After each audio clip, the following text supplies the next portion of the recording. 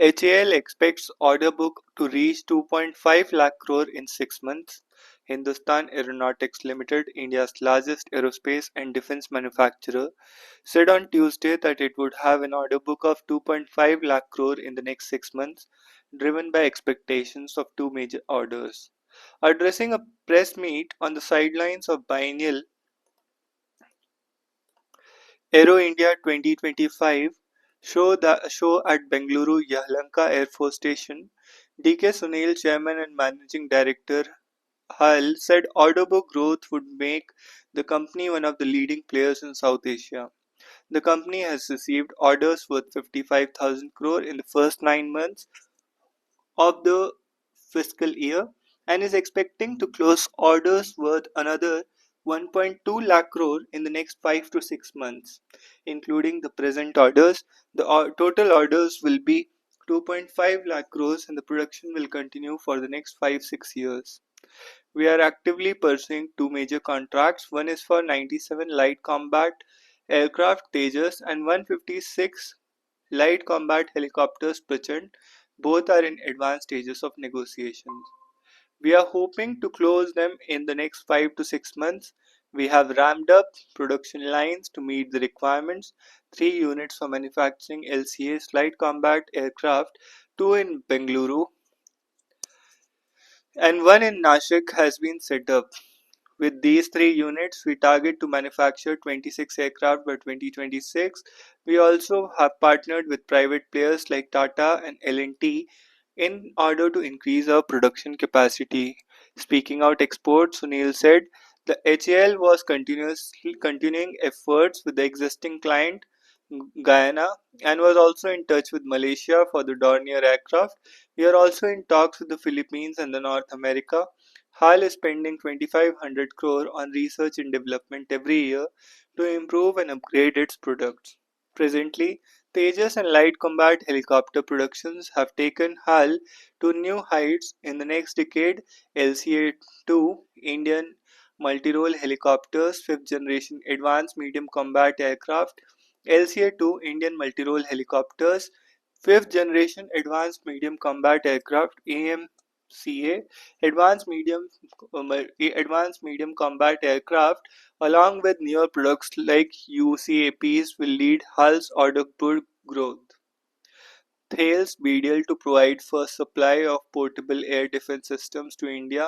Thales and Bharat Dynamics Limited announced on Tuesday at Aero India here that they will soon provide the first supply of laser beam riding Manpad (LRBM), very short-range air defense missiles and launchers to the Ministry of Defense. Earlier in 21, a partnership agreement was signed between Thales and BDL to collaborate on LBRM project with the support of Indian and UK governments.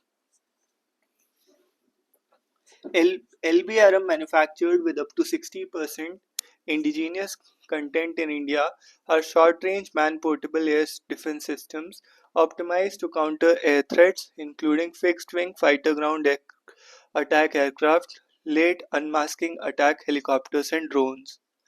HAL assures delivery of Tejas to Air Force soon. Makers of light combat aircraft Tejas, HAL, on Tuesday assured it will be soon be delivering the airplane to the Indian Air Force with the technical difficulties now being resolved. And amid concerns raised by IAF Chief AP Singh in this connection, HAL Chairman and Managing Director DK Sunil said there have been technical issues which have got sorted out. The concern of the Air Chief is understandable. House panel for MSP-like pricing for paddy residue. A parliamentary panel on Tuesday recommended setting up a mechanism to determine the minimum price for paddy residue similar to the MSP for crops to discourage stubble burning in winter. With new policy, Goa looks at agri-tourism cash crops. The Goa government Tuesday launched Goa State Amritkal Agricultural Policy. Goa State Amritkal Agricultural Policy, which proposes to prevent conversion of agricultural fields designated as rice, Murad Khair and Khazan fields, promote agricultural tourism and support cultivation of new cash crops. Goa Chief Minister Pramod Sawant unveiled the policy on Tuesday, said the comprehensive framework outlined in it reflects the government's commitment to transform the agriculture sector into modern, productive, sustainable, resilient, and inclusive pillar of the economy.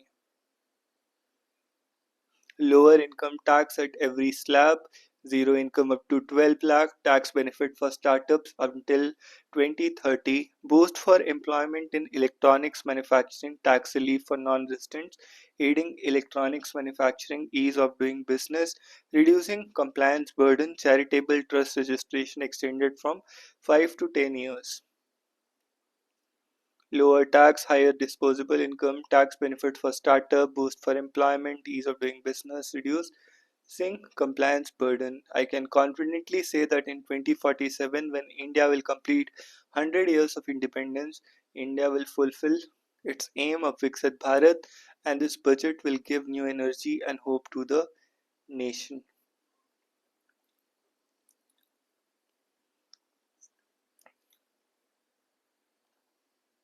President's rule among options for Manipur, the provision and its history. After N. Biren Singh resigned as the Manipur's chief minister on Sunday, the BJP leadership is exploring its option. If the party fails to find a consensus CM candidate, the state may have to be put under president's rule, something the BJP wants to avoid as it is against the president's rule in the principle.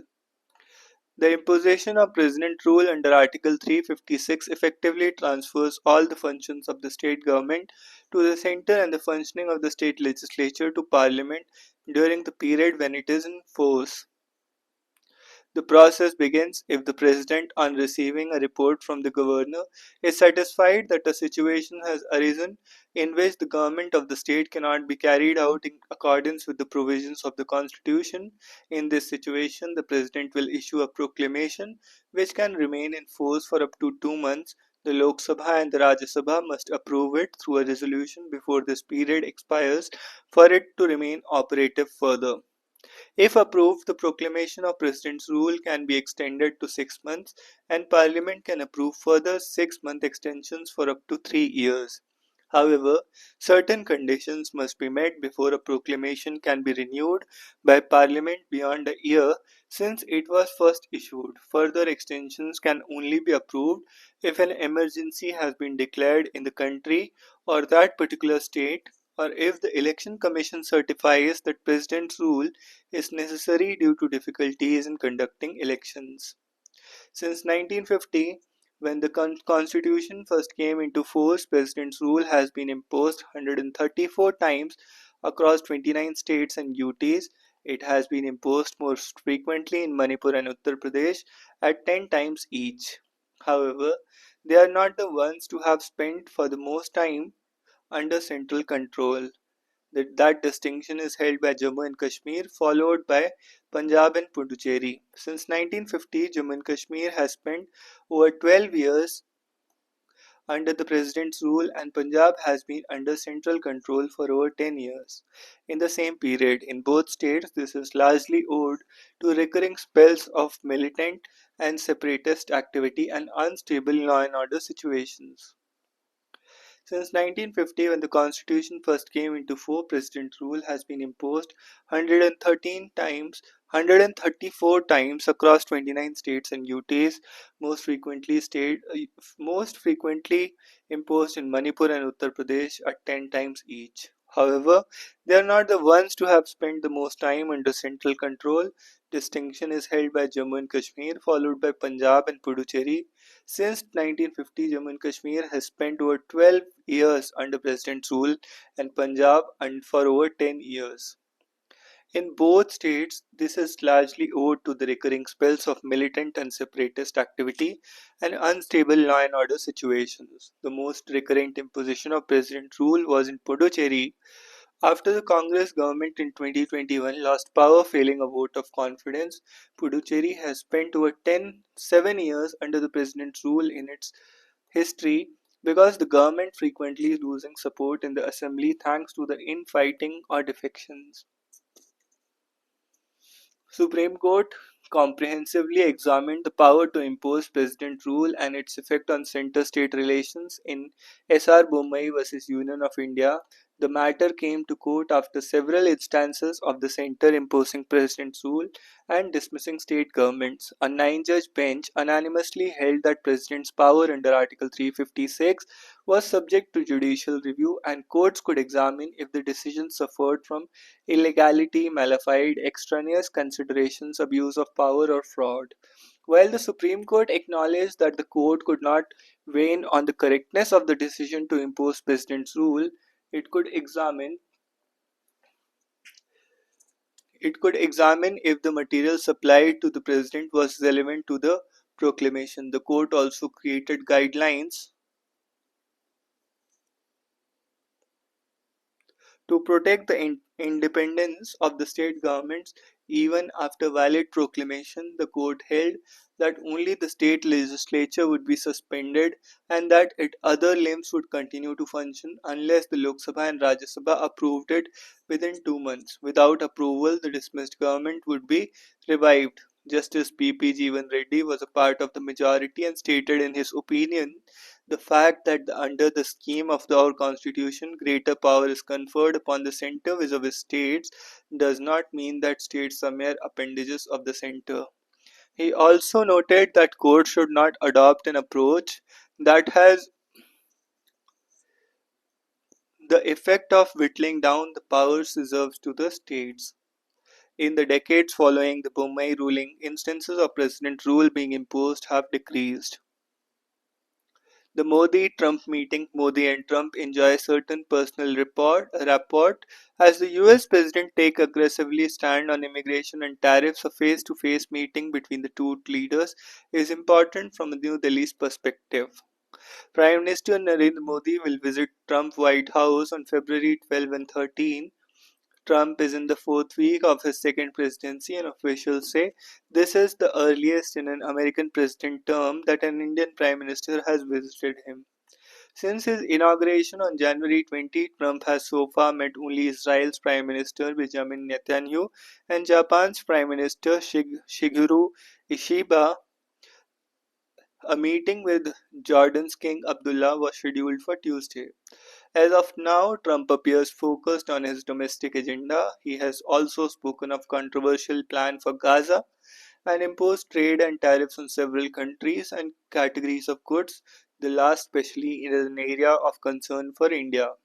Modi and Trump enjoy certain personal rapport. From New Delhi's perspective, a face-to-face meeting between the two leaders is important. This rapport was built over back-to-back visits by Modi and Trump to each other's countries at the September 2019 Howdy Modi event in Houston. The president frequently famously declared "Ab ki baar Trump Sarkar" in February 2020. The Trump loved the reception he received from Indians in Ahmedabad, but the agenda of Trump 2.0 is much more aggressive. The US has sent back a first batch of 104 Indian illegal immigrants in shackles on a military aircraft. It was bad optics, and the political opposition took the government to task for alleged mistreatment. Around another 800 individuals, 487 presumed Indian citizens, and 298 others in the final stages of verification will be deported soon. New Delhi has said it is ready to take back its citizens, even though it has registered concerns on their mistreatment by the Americans. There are about 7.25 lakh illegal migrants in the US, of which 20,000 have been identified for deportation. Some 15,000 Indians have been deported since 2009, of which 6,000 were sent back during the 4 years of the first Trump presidency. For India, receiving illegal immigrants is a part of complying with international law, but the handcuffs and shackles part of US SOP carry a politically damaging perception of weakness vis-a-vis another country. As such, the humane treatment of Indian deportees will likely come up during Modi's meeting with Trump. From India's perspective, this is not an unreasonable ask of a close strategic partner. More importantly, India would like to ensure that the movement of Indians to the US through legal channels for study, work, or tourism is not affected. Tariffs, the most beautiful word in the dictionary for Trump, are a major irritant in the relationship. Trump, who has imposed tariffs on Canada, Mexico, China, has described India as the tariff king and abuser of tariffs in the past. On Monday, Trump announced 25% tariffs on aluminum and steel imports with no exemptions, no exceptions for any country.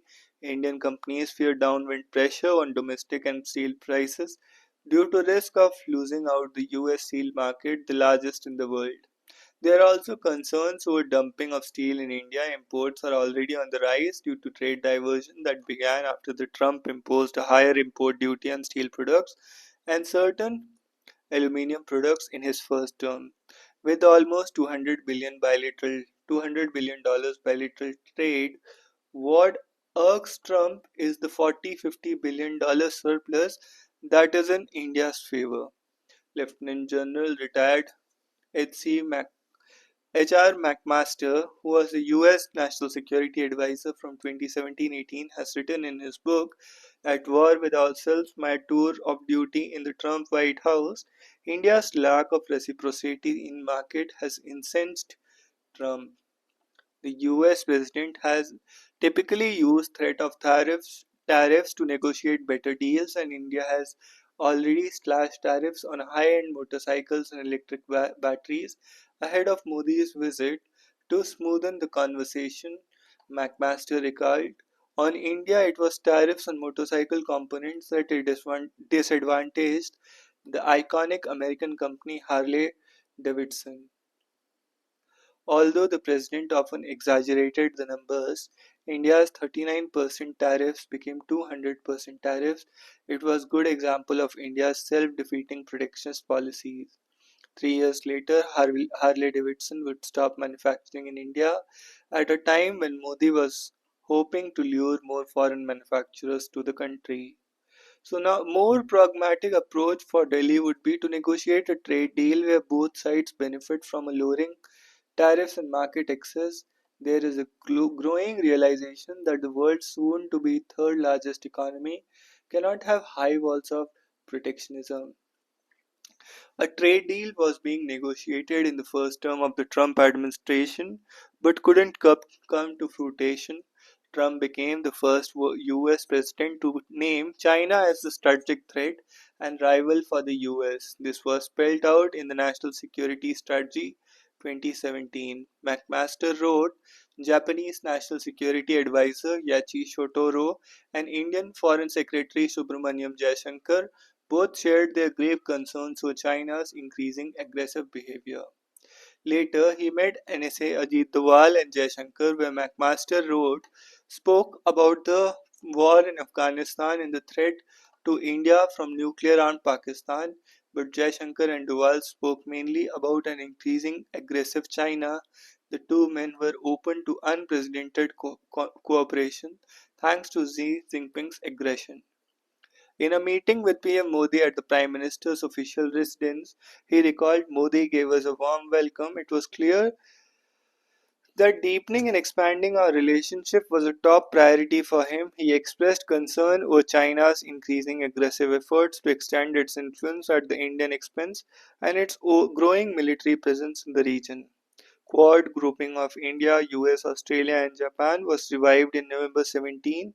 8 years later, US Secretary of State Marco Rubio's first plurilateral meeting was that Quad's 8 years later, US Secretary of State Marco Rubio's first plurilateral meeting was that of Quad. Foreign ministers, where S. Jaishankar was present, testifying the continuing alignment. Although Trump has lowered the decibel against China in the public rhetoric, New Delhi expects continuity in the substantive policy, and that frames the continuity in the text cooperation. The initiative on the critical and emerging technologies that focuses from AI to space to quantum computing. This is crucial since Beijing is in a tight competition with the US in the AI race. China is also likely to impact India-US defense cooperation as Trump wants India to buy more American equipment such as drones. The China challenge will be an important glue that Modi and Trump discuss. Trump's trade wars implications for American farmers. US President Donald Trump has initiated trade wars so far primarily against three countries: China, Canada, and Mexico. On February 1, he imposed a 25% additional tariff on all imports from Canada and Mexico and similar 10% levy on Chinese goods entering the US. On February 3, he announced a pause for 30 days on implementation of the new tariffs on Canada and Mexico, even while retaining the 10% blanket additional duty on imports from China.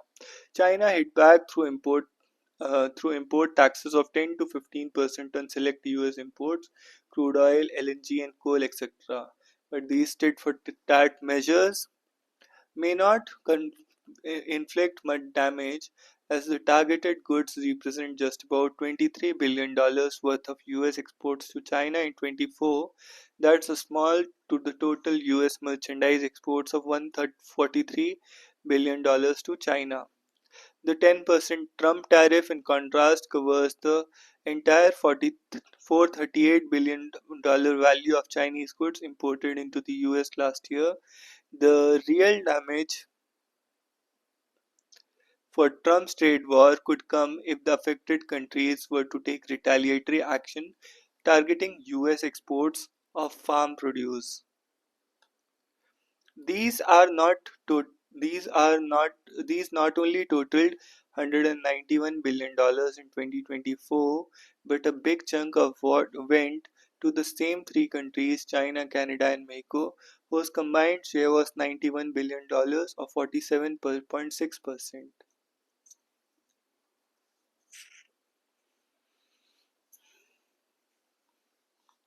Take China, which is the largest buyer of US soybean, cotton, and coarse grains, excluding corn.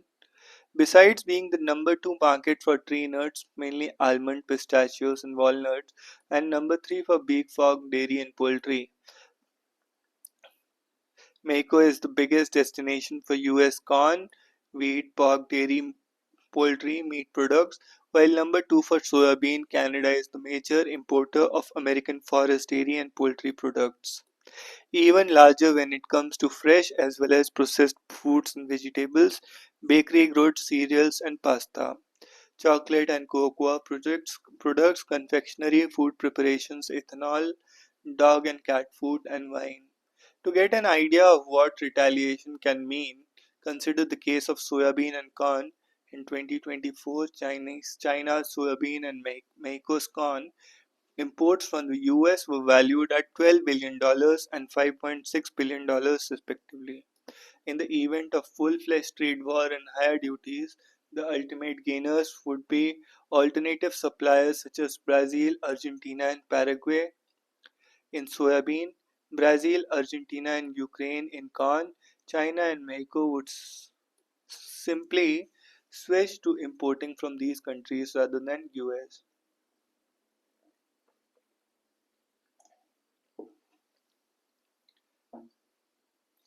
The losers will be the farmers in the US Corn Belt, states that stretch from Ohio, Indiana, Illinois, Iowa, Minnesota, Wisconsin, and Missouri to North and South Dakota, Nebraska, and Kansas. They are the ones growing the bulk of the country's soybean, corn, and wheat. Apart from these Midwestern US states, beef farmers in Texas and Oklahoma, milk producers in Wisconsin, New York, and Idaho, and tree nut growers in California, Oregon, New Mexico, and Georgia would suffer loss of export markets from any extreme tit for tat strikes.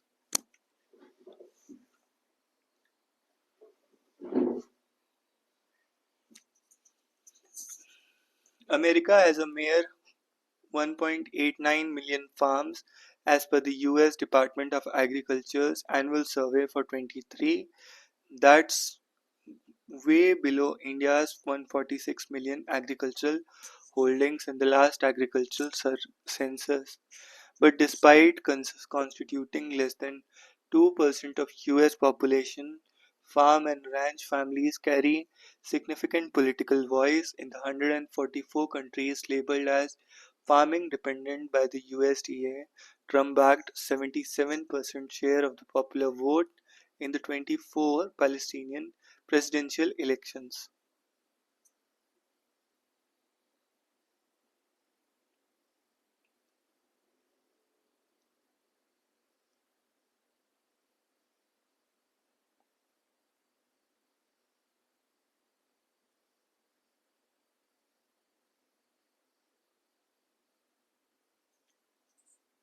India isn't a big market of US farm produce. According to the USDA data, Indian imports of agricultural and related products from the US were valued at $2.4 billion in 2024. The bulk of it comprised tree nuts, followed by ethanol, forest products, and pulses. India's export of farm products were higher at $6.2 billion, dominated by seafood, spices, rice, baked goods, cereals, and pasta, processed foods and vegetables, essential oils. To the extent that India has an agricultural trade surplus with the US, there might be pressure from the Trump administration to further open up the country's market to American imports. India is already the largest market for US tree nuts with $868 million dollars worth of almonds and $129 million worth of pistachios. US farmers have a lot to lose from the protected trade war. India may also feel some of its effects as more of a seller than buyer of the agricultural produce. Earth's inner core may have changed shape, what the new study says.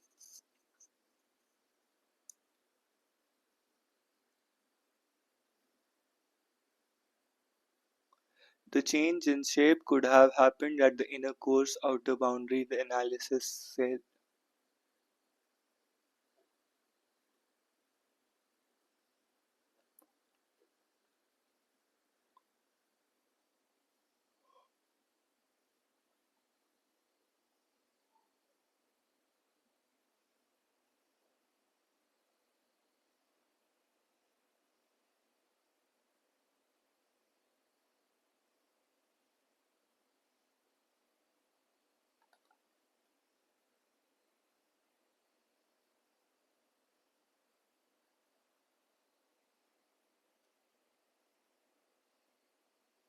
The idea of a university, understanding its mission as producing knowledge makers, will provide much needed clarity for UGC initiatives.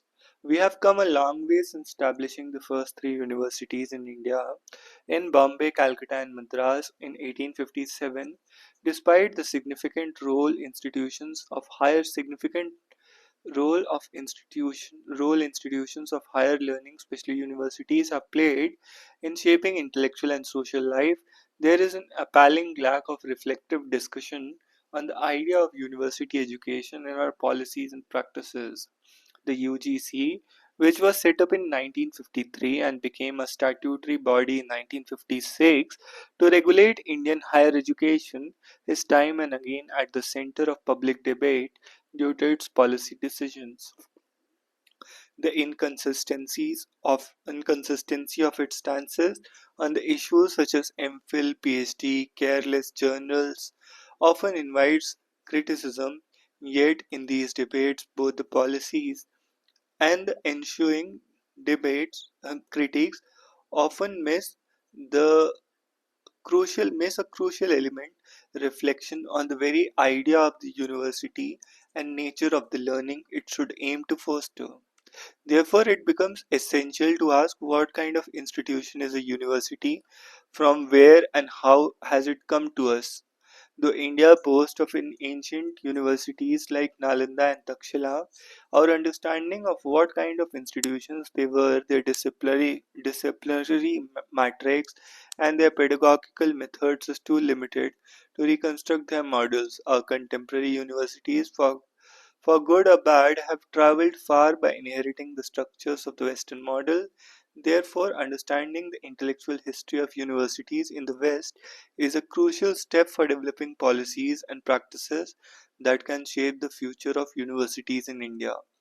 The university, one of the oldest institutions next only to the army and church, has played an important role in shaping Western culture and civilization. This role, however, is not without its crisis. For Immanuel Kant to Jacques Derrida, philosophers have debated the challenges faced by universities. As Shashikala Srinivasan, in her book Liberal Education and Its Discontents, identifies the debate on university problems in the West, often being articulated in terms of idea of education, the knowledge and learning that it involves to make sense of contemporary challenges to help it is helpful to delve into the historical development of the institution. Medieval Europe birthed the institution of the universities, universitas, which in Latin means whole, the universe, or the world. In Roman law, it implies persons associated with guild societies. It was a guild formed by a pursuit of learning by monks and was rooted in theological studies. Later, it became a place for instructing children of the ruling class, building them into gentlemen. Despite the transformation of university from the theological roots into a secular institution, the pursuit of learning and cultivation of self I, uh, remained central to the idea of universities.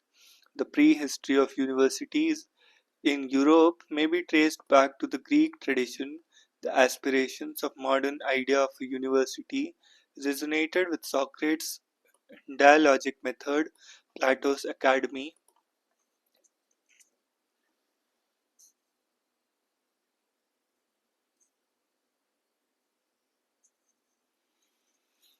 Medieval Europe birthed the institution of universitas. The university was conceived as a research institution, but the activity of research was not understood as a means to an end, for example, producing patents, but for Bildung. It was presumed that along with material institutions like hospitals and revenue departments, reflective and scholarly institutions like universities were also a necessary condition for leading a good life.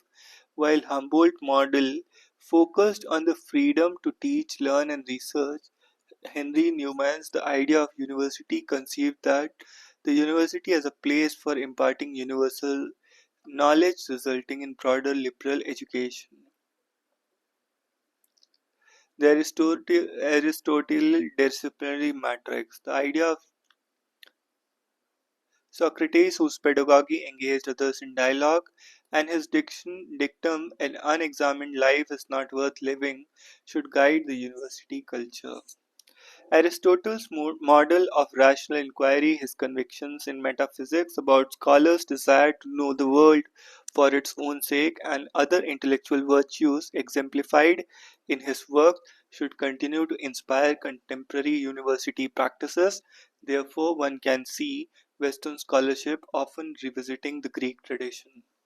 The ideal of university education, articulated by Wilhelm von Humboldt, a 19th century Prussian educationist and reformer, inspired the establishment of the University of Berlin in 1809 to 10, a modern university that became a global reference point.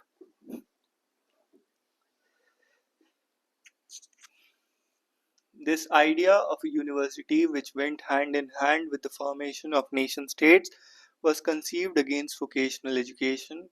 The polytechnics of the Napoleonic period for Germans' nation building involved the noble idea of Bildung, cultivating the self of the citizens through liberal arts education. Within this grand idea, voices like Martin Heidegger later thought about university as serving knowledge to the state.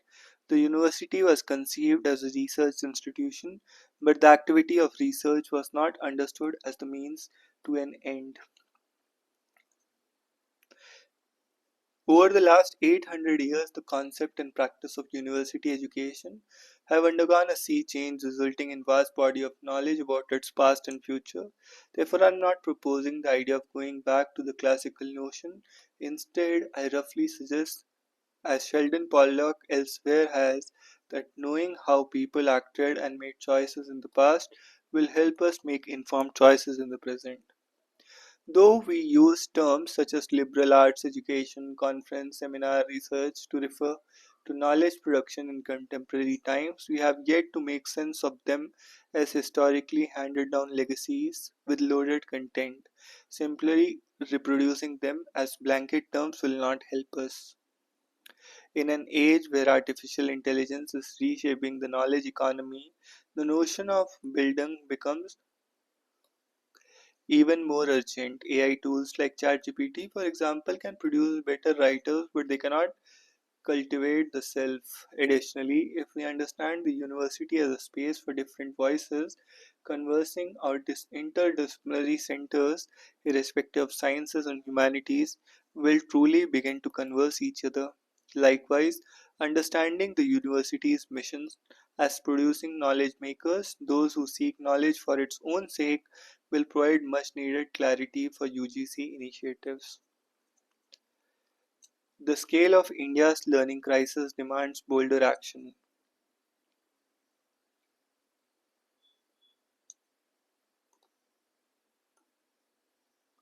The Asar report offers a glimmer of hope about India's education landscape, suggests that learning losses inflicted by COVID-19 are beginning to reverse, particularly in states implementing Nipun Bharat mission with rigor. However, the report also underscores a sobering reality. Delays in achieving universal foundational literacy and numeracy risk leaving millions without the basic skills needed to lead dignified lives.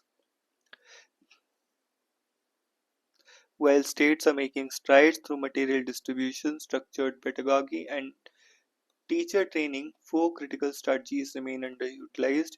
These steps, through politically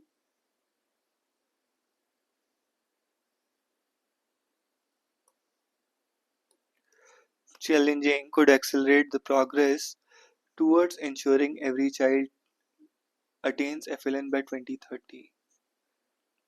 Public awareness campaigns have proved transformative in sectors like health, for example, the Pulse Polio Drive and tourism.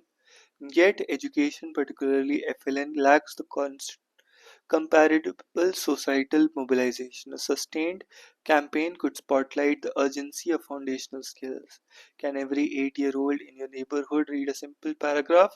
Could ignite grassroots accountability. Economically, the rationale is clear. Studies shows that investments in FLN could yield returns 5 to 6 times higher than later remedial programs like vocational training. However, government should avoid such campaigns, fearing that they might expose systemic failures. The mindset must shift. Transparent communication about learning gaps coupled with actionable guidance for parents, for instance, encouraging children to read signboards or newspaper headlines, practicing counting, can turn households into allies. Despite the private sector potential, collaborations remain ad hoc and mistrustful. For example, most states dismiss other findings and seem to trust only government led assessments like National Achievement Survey by the NCERT. Effective partnerships could involve education technology firms developing AI tools to assess oral reading fluency in regional languages, grassroots NGOs. Government officials often argue that private sector has many shady players, but that should be seen as a challenge that can be overcome with due diligence. The goal is to position FLN as a national mission where all stakeholders contribute. Assessments are often viewed as punitive rather than diagnostic. States must reframe them as tools to shine a spotlight on gaps and guide interventions. For instance, ASER's simple household based test reveal stark disparities. In 2024, only 45% of grade 5 students in rural India could read a grade 2 text level text. Regular transparent reporting of such data paired with contextual analysis can help teachers tailor instructions and policymakers. Emerging technologies can revolutionize assessment. AI powered tools can now measure oral reading fluency, providing real time feedback to students. Many states treat low learning outcomes as political liabilities, suppressing unfavorable data. For example, India's withdrawal from PISA program for international student assessment after poor rankings in 2009 reflect this defensiveness. Swachh Bharat Mission campaign's success hinged on acknowledging India's sanitation crisis. Similarly, progress demands candor. The Nipun Bharat initiative, teacher training programs, and curricular reforms are commendable first steps. However, the scale of India's learning crisis demands bolder action.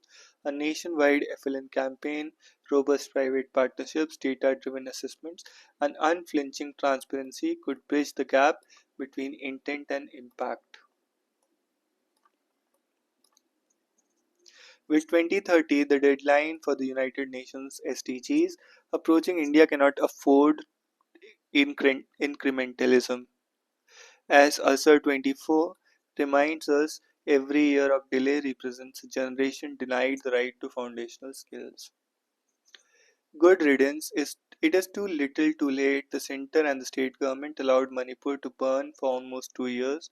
When ethnic violence began, the responsibility for law and order fell on N. Biren Singh, but he failed miserably. Whosoever succeeds him will have to resolve the tensions between Meiteis and Kuki communities. Other critical stakeholders like Nagas, security forces, and civil society groups have to be kept in the loop too. Good Biren Singh's resignation was a product of the growing dissidence within the BJP led government, even as Congress led opposition planned a no confidence motion in the assembly. Singh's inability to rein in violent groups has created a culture of impunity. Under his leadership, there was little hope of any reconciliation. Chhattisgarh is making significant moves against Maoists by running high security casualty operations and setting up security camps next to threat-prone areas. Past incidents indicate that the Buster still poses a challenge with its hilly forested geography, making it difficult for the forest to launch combat operations. It would be prudent for security establishment overseeing crucial insurgency operations to remain cautious.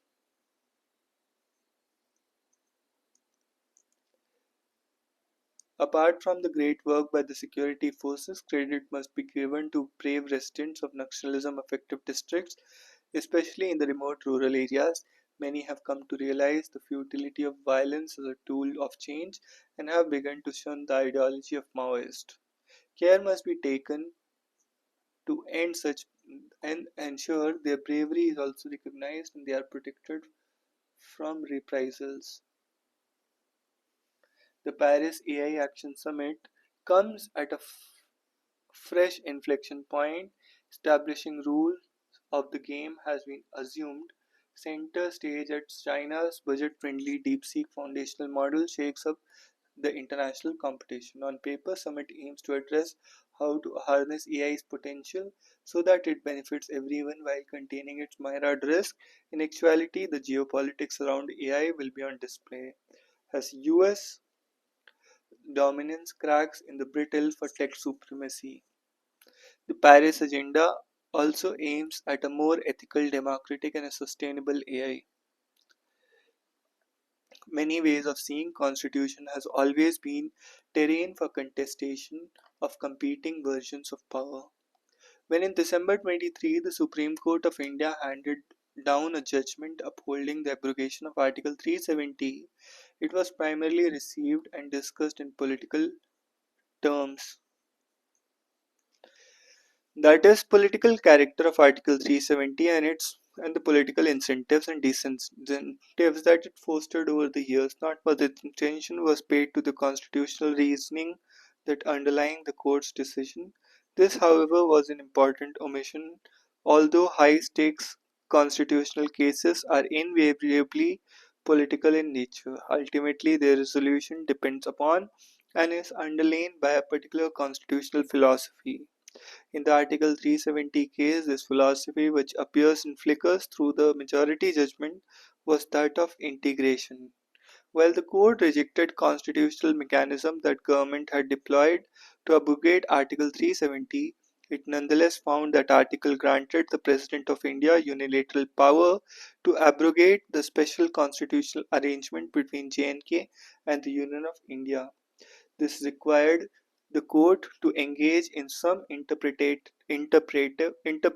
gymnastics, such as explaining away a clause in the provision that made recommendation by the Constituent Assembly of Jammu and Kashmir a necessary prerequisite before the President could act.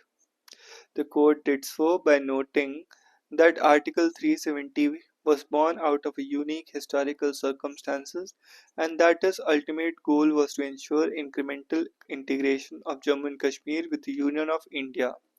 Smuggled into the court's reading and however was a particular definition or understanding of the word integration, that is, integration as homogeneity for the court, a state having special status, which in this case meant constitutionality guaranteed autonomy in certain respects, was antithetical to integration, which required homogeneous relationship between states and the Union of India. This was, however, not the view of petitioners who had challenged the abrogation.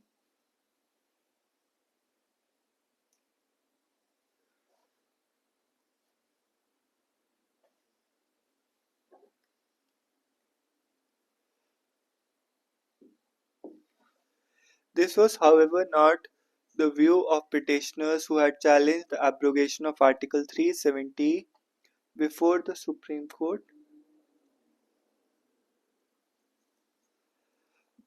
belongs before the Supreme Court. The petitioners instead advanced an alternative and opposite view of integration, that is, the diversity, plurality, and heterogeneity of a nation like India ought to be sufficiently reflected in its constitutional arrangement. Article 370 thus was not to be understood as a temporary political expedient that was inserted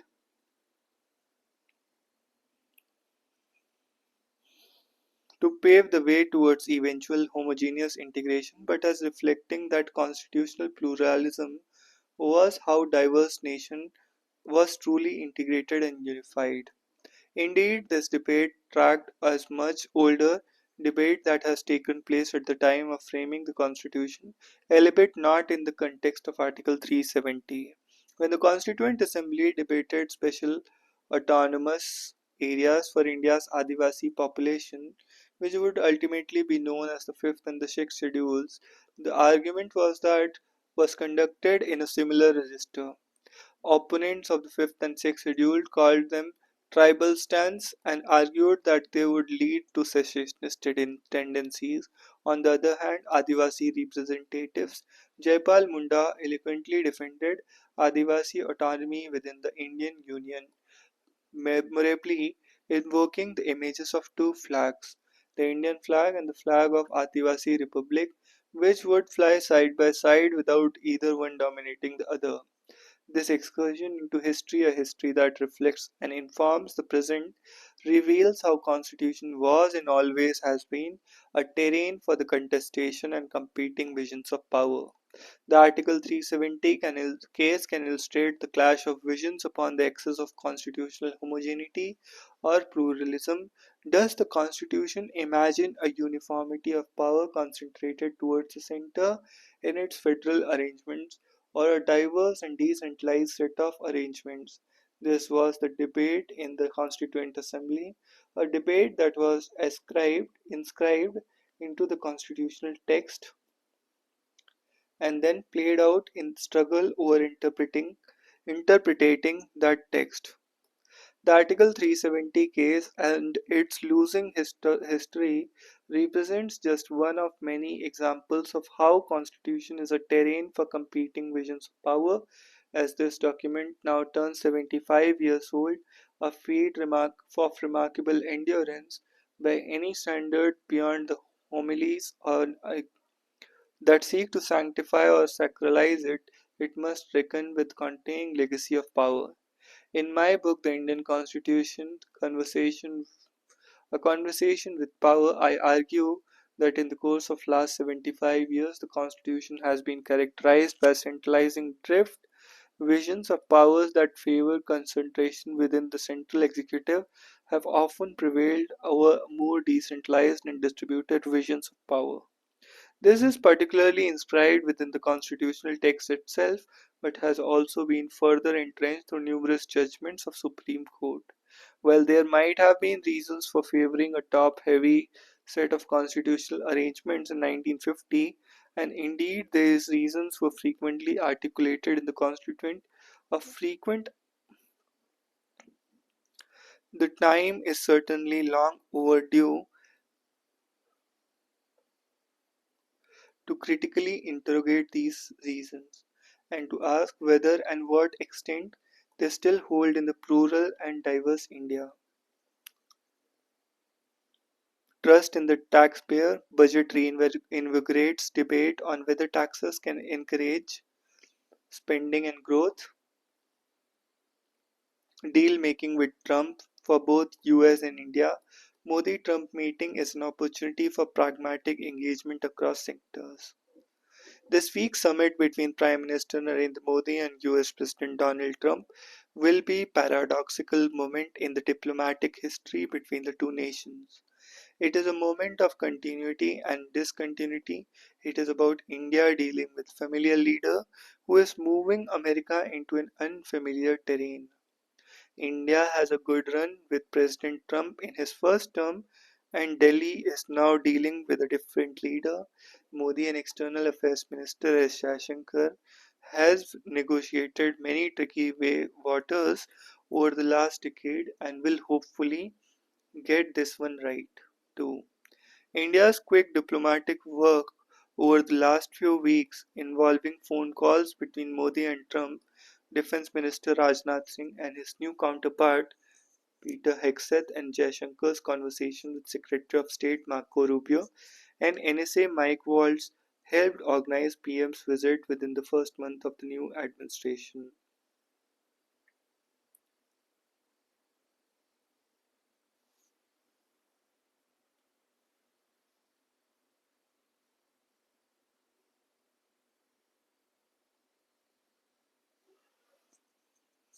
So far, so good, but the delicateness of the Indian task in Washington this week should not be underestimated. As Jaishankar put it, the test that Trump presents the Indian diplomacy is quite out of syllabus.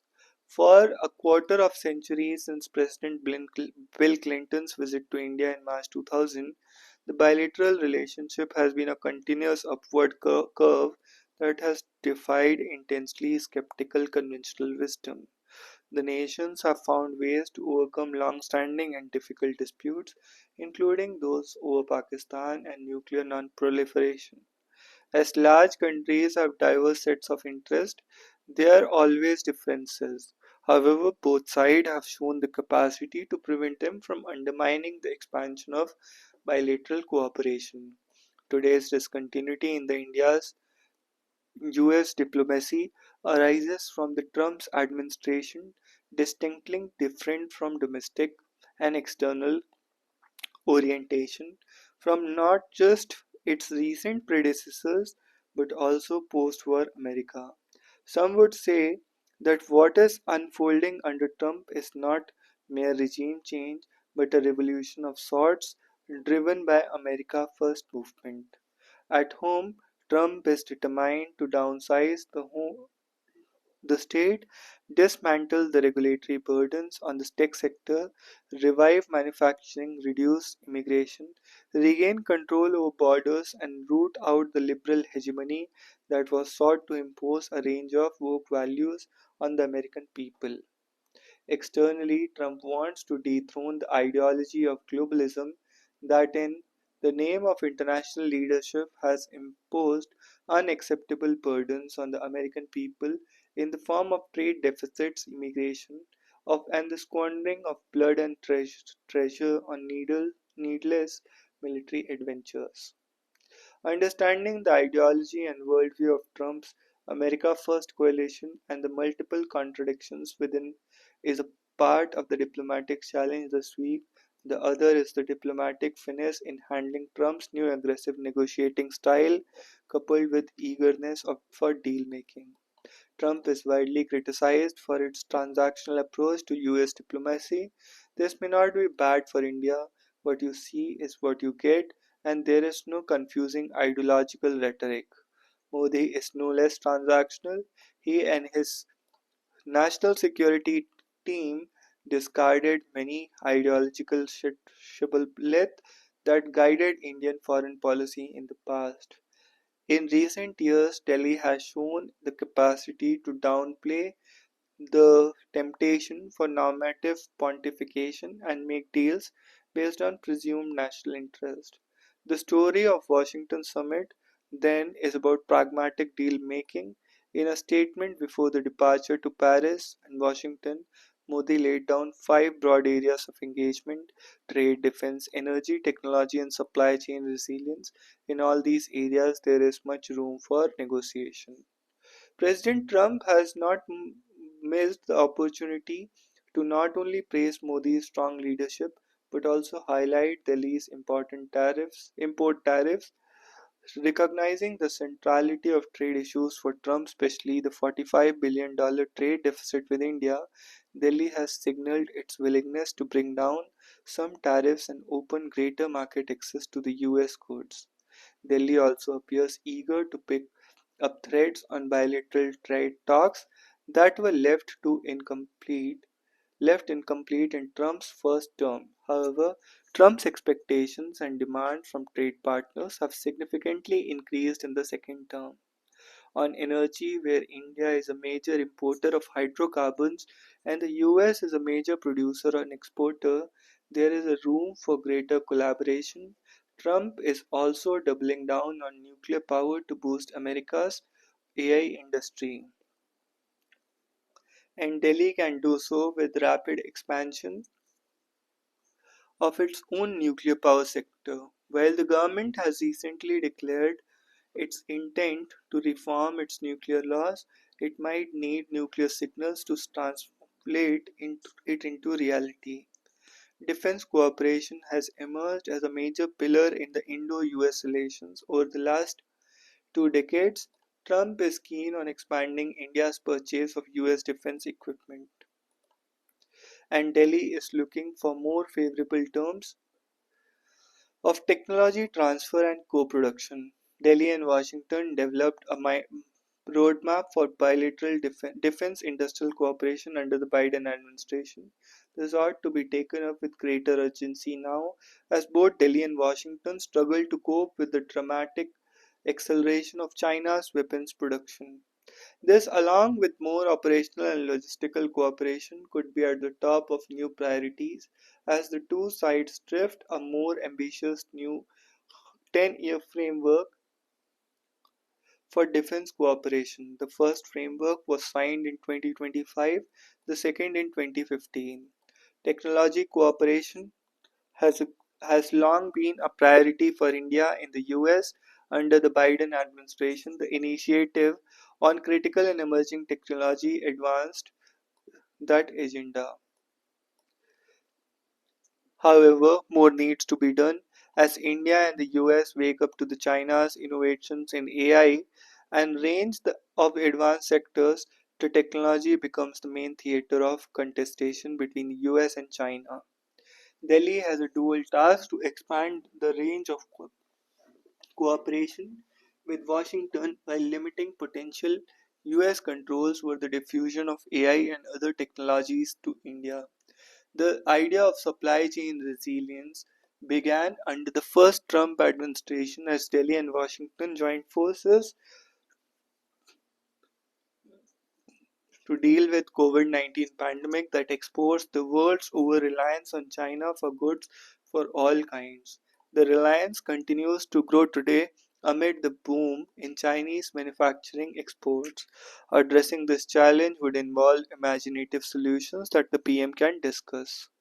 Finally, there is an opportunity for the PM to watch and reflect on Trump's efforts to dismantle the bureaucratic state in America and the downsize the managerial class that has acquired enormous power.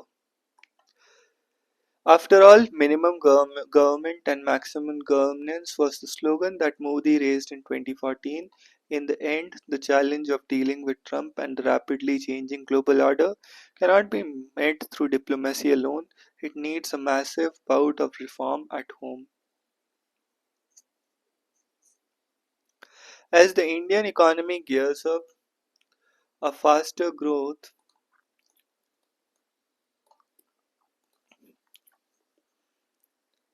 demand revival will take center stage to kickstart the so far subdued growth in private investment and urban demand. Finance Minister Nirmala Sitharaman announced relief to taxpayers with income below 12 lakh. People in this category will not have to pay income tax. Based on tax data, medium gross income is between 5 and 5 point lakh for individuals. Individual returns filed. The tax-paying population, of course, is not representative of the overall income distribution, as only 6.68% of the population filed income tax returns.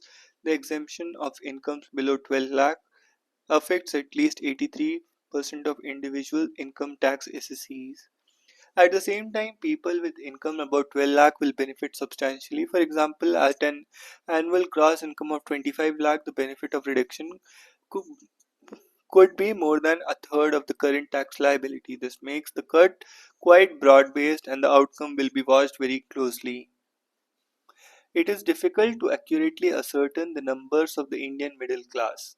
Consumption criteria are often used to define it. This raises two questions. Did the tax cut indeed target the section of middle class that needed the relief? Will it spur consumption of goods? The monthly consumption expenditure of households around the medium of 6,300 in urban areas and 3,800 in rural areas. Thus, the tax break could have spin off effects in the form of more consumption or expenditure on services, which in turn could create jobs. It will be interesting, however, to see if the economy is responsive. The corporate tax cut did not prop up investments in the corporate sector, even when there were immediate effects. They did not last beyond a fiscal year. In terms of fiscal impact, the cost of the tax cut has been estimated 1 lakh crore. If the cut works to raise demand, it can augment the future flow of revenue. However, the income and consumption distributions will have a role in determining the so-called multiplier effect will manifest. Perhaps more serious look at indirect taxes may provide better path to ensuring higher consumption than income taxes. Beyond personal income taxes, the government remains steadfast in its resolve to ease of operation of large corporations, including dispute prevention and resolution measures. An oft contested issue in the direct taxes is transfer pricing, the laborious exercise of ascertaining the transactions between the two related entities are priced as if they were related. This takes up the administration and taxpayers' time. Often the same issue comes over different years. The proposal to introduce a block audit that locks in such assessment for 2 years means ease of compliance. Further, the rationalizing of tedious thresholds and calculation of long-term and short-term capital gains signals a commitment to improve tax compliance. The much awaited reform of the Income Tax Act is likely to be unveiled soon. The budget could be a precursor to reposing trust in the taxpayer. It remains to be seen what changes will be introduced. The finance minister suggested that the new act will be half at its present size and do away with penal provisions. In Rohit Sharma's Sparkling 100, a message for fans: don't hasten to pass verdict on cricket's greats or hype the young. Harassment of interfaith couples in MP and Uttarakhand is disquieting. State must act to uphold fundamental freedoms.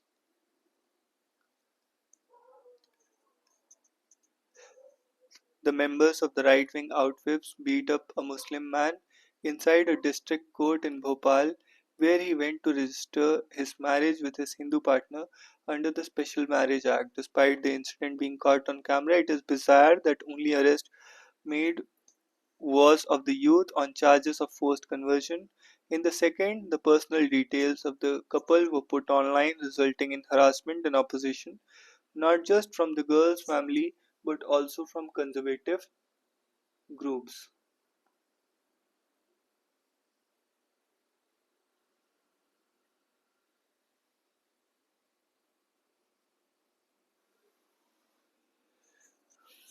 As per December 24, the Home Minister emphasized in the Rajya Sabha that centre plans to implement UCC in BJP-led states.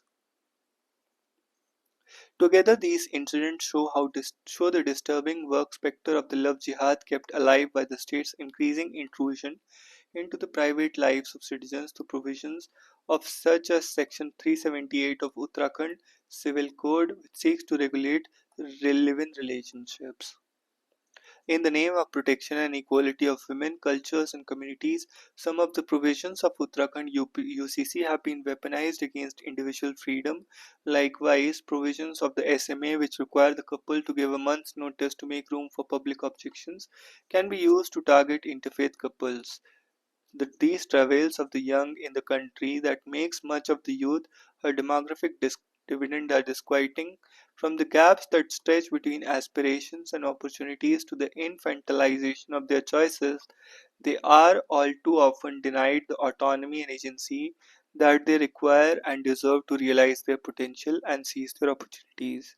The incidents in Bhopal and Udham Singh Nagar also frame the toll taken by shunning of all that is ameliorating about plural multicultural society, the opening of spaces and enriching of possibilities. With President Trump imposing tariffs on steel and aluminum, India must carefully negotiate its way. US President Donald Trump has opened another front in the trade wars, signed orders levying 25% tariffs on steel and aluminum imports without any exception or exemption. Trump is also have reported to have talked about unveiling reciprocal tariffs over the next few days. Tariffs on steel and aluminum will hurt the large swath of countries Canada, Mexico, Brazil, and South Korea are among those likely to be affected and have already evoked strong reactions. It is possible that Trump will use threat of imposing tariffs as a negotiating tool. In the few days ago, he had signed orders imposing 12% additional tariffs on Canada and 10% on Mexico and 10% on Canada. However, tariffs on Canada and Mexico were delayed by 30 days. Considering that the levies on steel and aluminum will be effective from March, there may be room to maneuver yet. Trump also views tariffs as an instrument to raise domestic production. However, tariffs could also trigger an increase in the cost of production of other goods, pushing the inflation. This will restrict policy options between the US Federal Reserve. In its last meeting, as the Fed rates kept steady, it came under criticism from Trump. India accounts for a small share of US imports. In 2024, the country's exports for primary steel to the US has touched $450 million, while exports of aluminium were $820 million. As per reports, there is also a concern that higher tariffs in the US will push exporting nations to look for alternative markets. Trump's latest tariff announcement comes just ahead of the Prime Minister Narendra Modi's visit.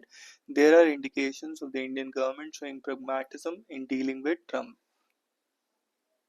In the recent budget, duties on items such as high engine capacity motorcycles and high end cars were cut. The government should leverage the goodwill Delhi enjoys in Washington, negotiate with new administration and take advantage of the opportunities that rise in an increasingly uncertain global environment.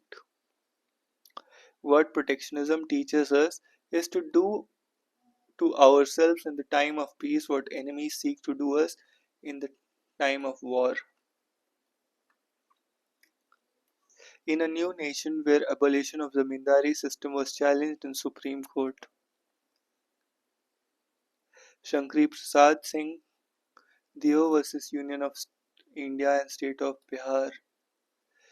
Impacted by the First Amendment to the Constitution, which sought to ring-fence the laws abolishing zamindari system, Shankari Prasad, the zamindar from the Kashipur in the West Bengal Purulia district, moved the Supreme Court. He argued that Parliament could not take away fundamental rights by amending the Constitution. Though he lost the case, it set off two-decade-long debate on Parliament's power to tinker with fundamental rights and the court's role in judicially reviewing such attempts.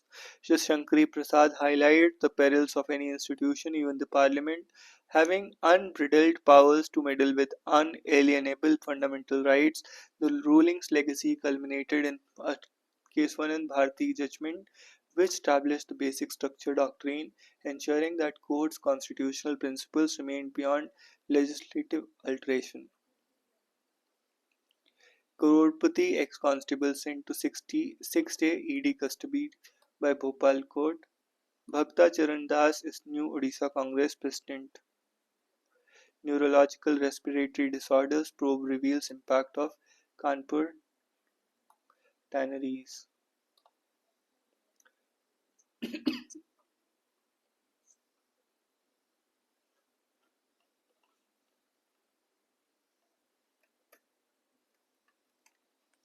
Free all hostages by the midday Saturday, all all hell will break out.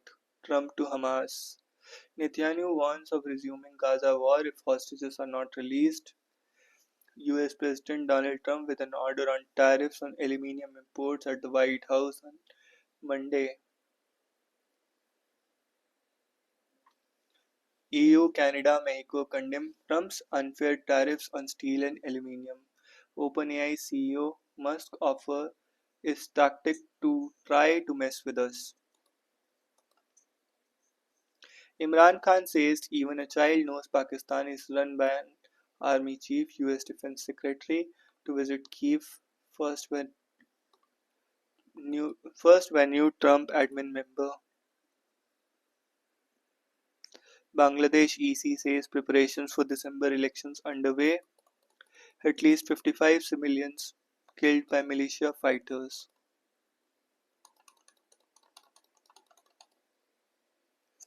US Defense Secretary Pete Hegseth will be on Wednesday become the first member of the new Trump to visit NATO, where the allies are keen to understand how America now plans to influence the course of the war in Ukraine. South Sudan displaces Somalia as the most corrupt nation survey.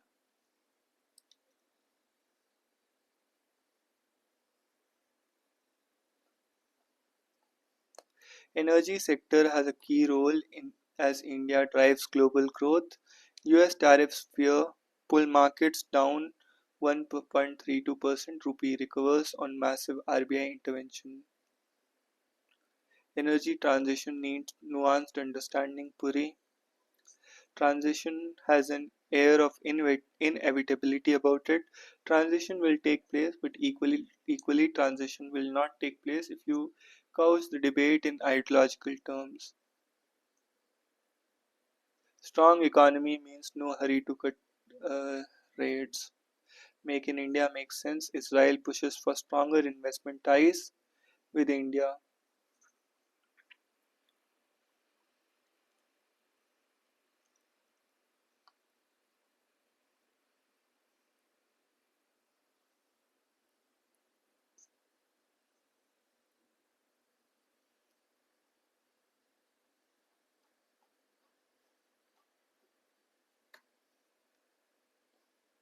PM dawn of AI age need a global framework for trust and transparency. The world is at the dawn of artificial intelligence age. Prime Minister Narendra Modi called for collective efforts to establish a global framework for AI that upholds shared values, addresses risks, builds trust, and ensures access to all, especially to the global south. Captain among two army personnel killed in an IED blast along LOC.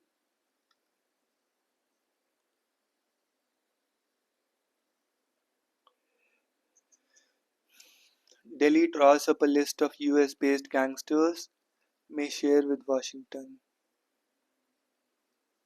Trump pauses US law against bribery, could provide relief to Adanis.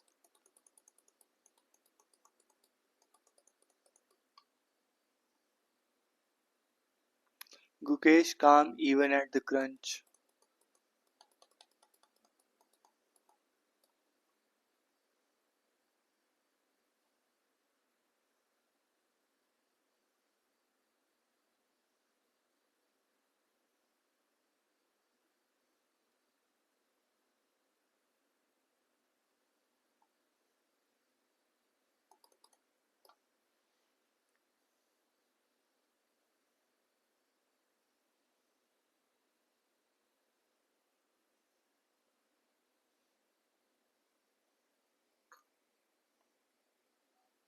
Shankari Prasad Singh Dio versus Union of India and State of Bihar in a new nation when abolition of Zamindari system was challenged in the Supreme Court. Heart monitor watch Grandmasters fight.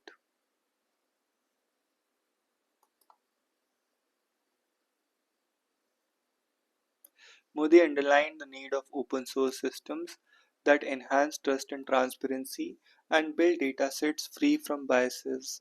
At a briefing later, as Krishnan Mighty, Secretary Mighty said India would host the next summit.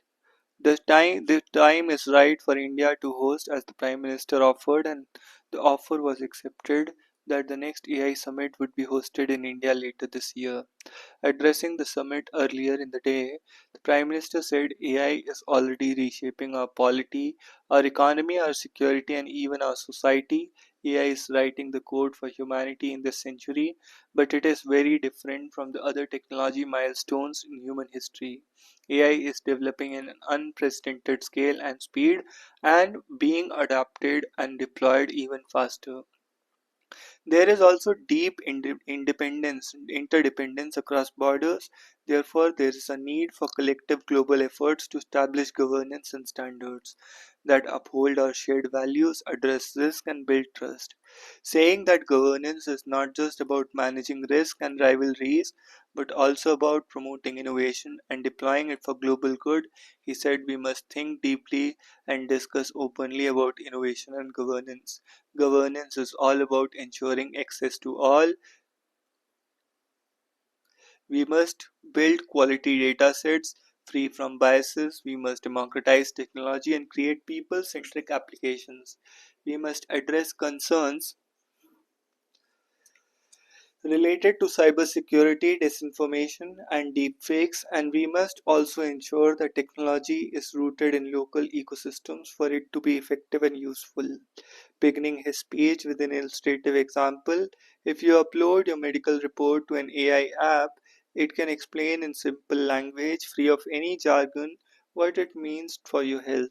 But if you ask the same app to draw an image of someone writing with their left hand, the app will most likely draw someone writing with their right hand because that is what the training data is dominated by.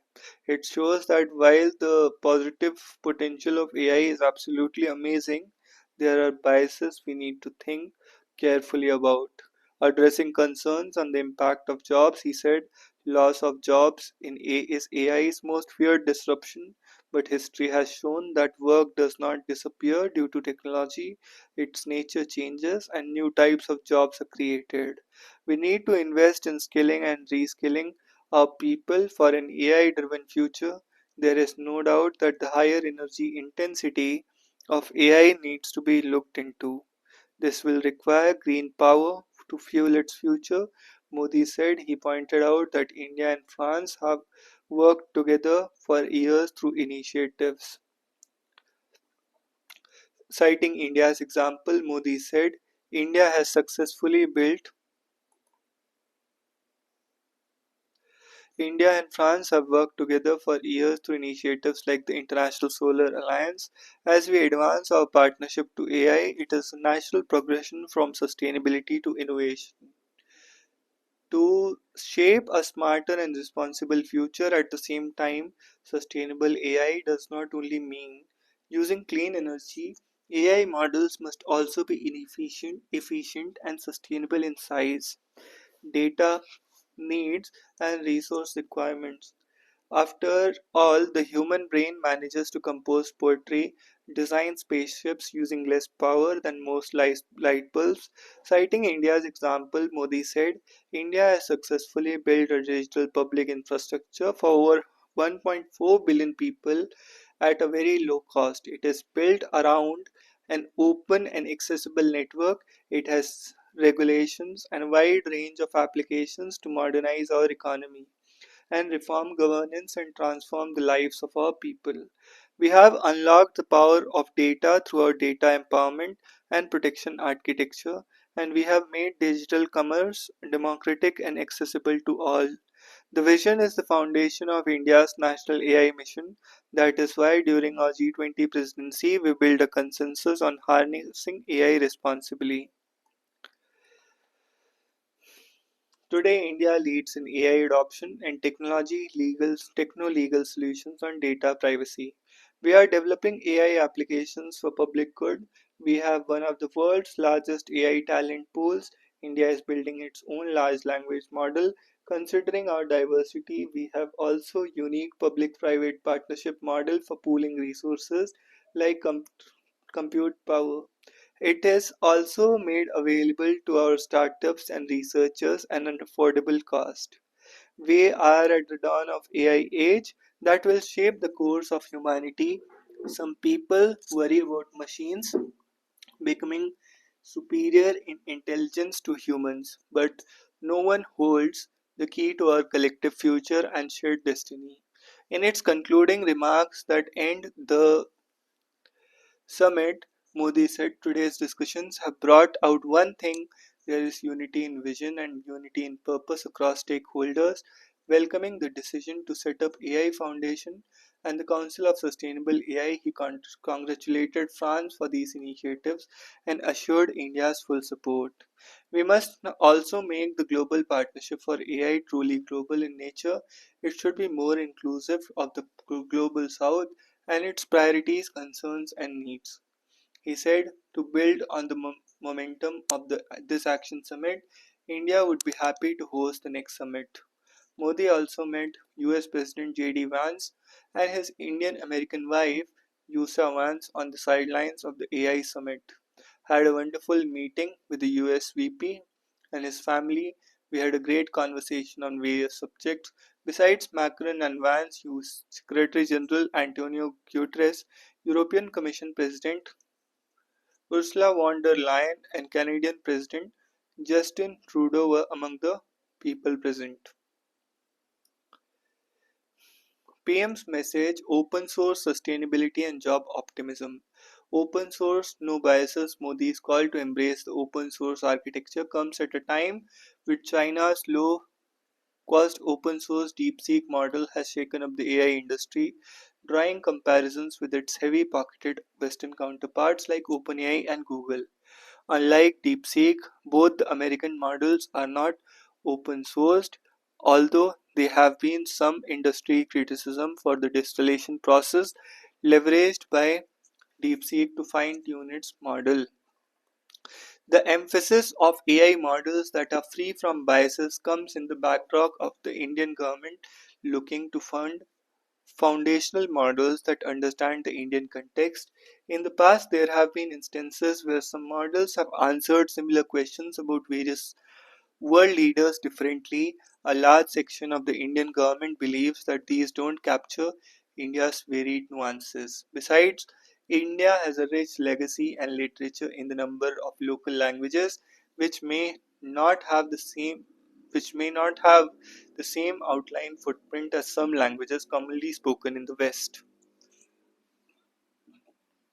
Sustainability plug baby plug versus drill baby drill. The world, or at least most of the world's leadership, agrees that AI is going to be an energy intensive endeavor and the world needs to rely on cleaner sources of energy from a sustainability point of view.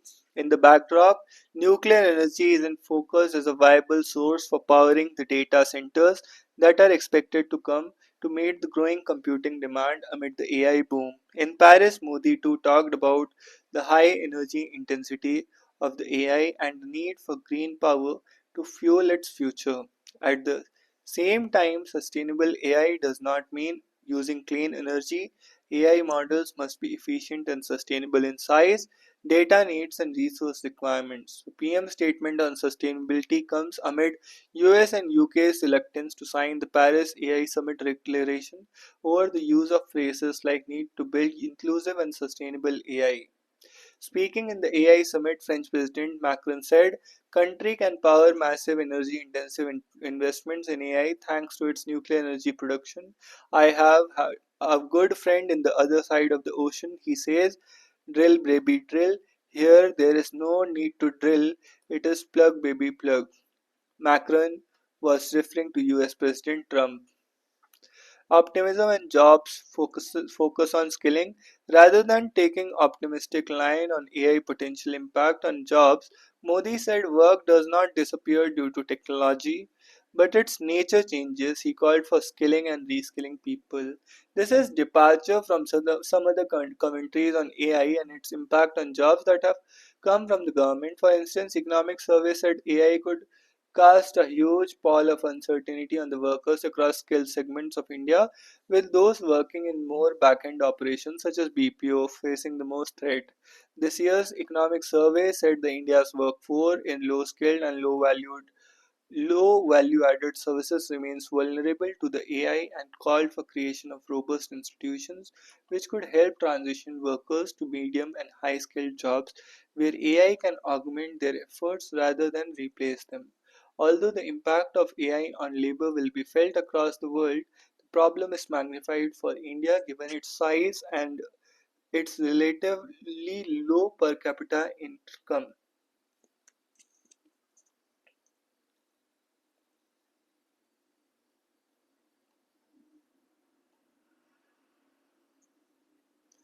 5 days in digital arrest, 73-year-old loses 1 crore.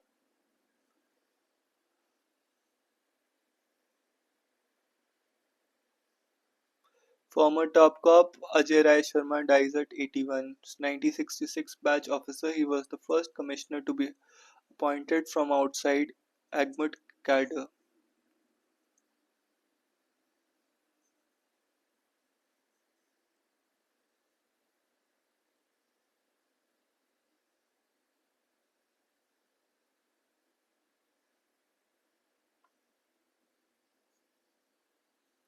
In proposed immigration law, tougher rules in specific roles.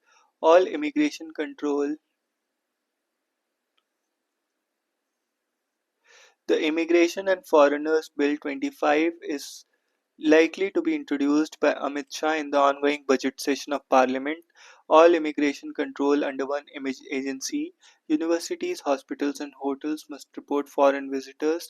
Stringent fines and prison terms for illegal entry, overstaying, and document fraud. Airlines and transporters must verify passengers' documents or face fines. Government has clearer powers to restrict, deport, or track foreigners. Foreigners cannot change their names without nod. Speedy rebound, India will remain fastest growing economy, GST rates only cut over time, not hiked.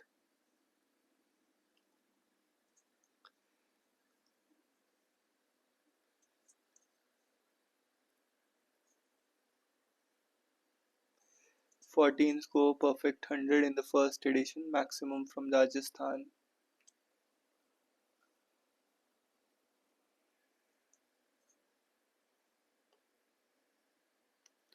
In National Commission for Women summons Ranveer Allahabadia and Samay Raina.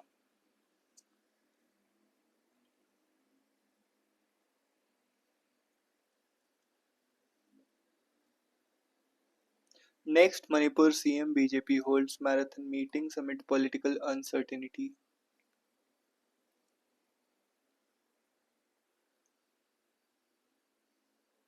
So that's all for today. See you in the next one.